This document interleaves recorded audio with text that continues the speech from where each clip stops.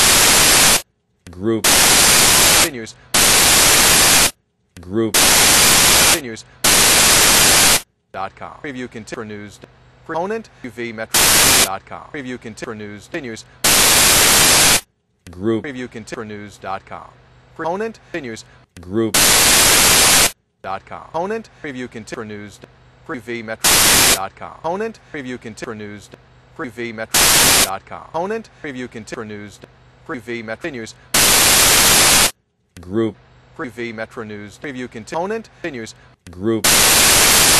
Preview continues. Opponent.com for news. Preview Metro. Preview continues. Opponent.com for news. Preview Metro. Preview continues. Group.com. Preview continues. Opponent. UV Metro for news. .com. Preview continues. Opponent. UV Metro for news. .com. Preview continues. Opponent. UV Metro for news. Continues. Group. Preview continues for news.com. Opponent continues. Group. Continues. Group.